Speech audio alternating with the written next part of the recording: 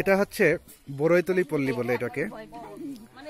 এখানে আমরা সবাই এসেছি পাহাড়িদের জীবনযাপন এবং তাদের ইতিহাস ঐতিহ্য জানার জন্য। ওরা ধান নেড়েছে, এটা হচ্ছে জুম চাষের ধান। হ্যাঁ, রোদে নেড়েছে। এটার চালটা এবং ভাতটা খুব মিষ্টি হয়।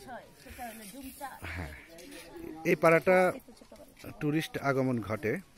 নৌকায় যারা ট্যুর করতে আসেন তারা এই পাড়াটা ঘুরে দেখেন।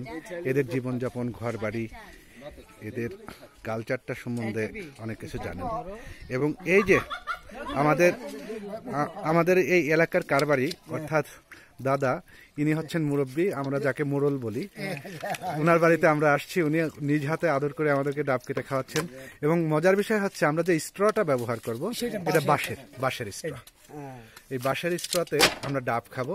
গাছ থেকে সদ্য পাড়া এই নারকেল গাছগুলোতে দেখছি। উনি আমাদের জন্য এইমাত্র ডাব পেরেছেন।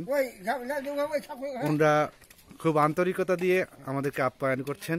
এজন্য আমরা এদেরকে কারবারি বলা হয়। যিনি মুরব্বী থাকেন, পাড়া প্রধান থাকেন, বড়ইতলি পল্লীর যিনি কারবারি, আমার দাদার সঙ্গে একটু কথা বলি। দাদা, আপনার নামটা বলেন। কারবারি। কেমন আছেন আপনি? সবকিছু মিলে ভালো আছেন? এই যে আমরা আসি আপনাদেরকে বিরক্ত করি, আপনাদের রাগ করেন না মনে মনে? খুশি হন তো নাকি? দাদা নিজ হাতে আমাদেরকে ডাব কেটে খাওয়াচ্ছে। কিছুটা ডাবের পানি ছিটে আসলো, আমি ভিজে গেলাম। এটাই হচ্ছে কচি ডাবের বৈশিষ্ট্য। আর আমাদের সঙ্গে আছেন জসিম ভাই, আমার প্রিয় বন্ধু। সে খুবই আন্তরিক এবং দেখা যায় আমরা যারা নৌকা ভ্রমণে আসি, এগুলো এই নৌকা পথটা পুরোই আমাদের জসিম ভাইয়ের আবিষ্কৃত। নৌকা ট্যুরের যে জায়গাগুলো, স্পটগুলো, লোকেশনগুলো আছে, সবই উনি এগুলো তৈরি করেছেন, আবিষ্কার করেছেন।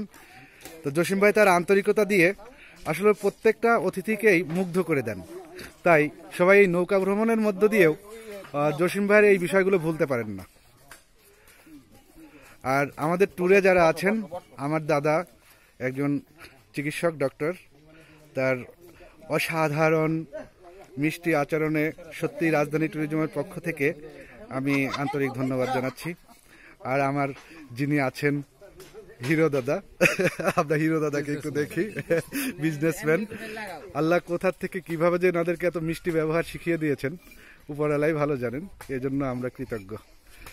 রাজধানী ট্যুরিজম মুগ্ধ তাদের। জানি না তারা আমাদের প্রতি কতটুকু খুশি বা কতটুকু আনন্দ পেয়েছেন।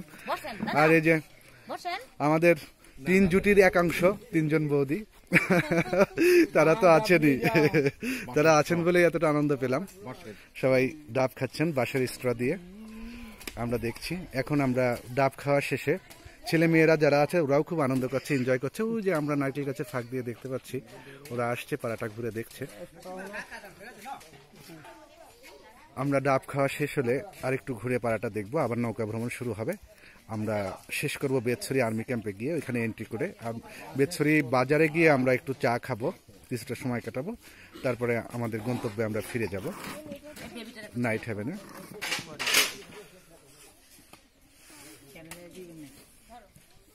হ্যাঁ,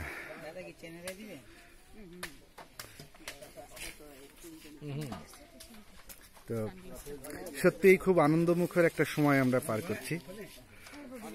দাদারা আছেন, সবাই আনন্দ উপভোগ করছি। সদ্য গাছ থেকে পাড়া কচি ডাব বাঁশের স্ট্র দিয়ে জন্য একটু ভিন্ন রকম অনুভূতি। তো দুঃখের বিষয়, কেউ আমাকে খাইতে বলছে না, আমার মনটা তো ডাবের মধ্যে। আমাদের ডাব হলে তো আমরাই খেতাম, ডাব তো দেখছি আপনাদের। আপনারা খান, আমরা দেখি।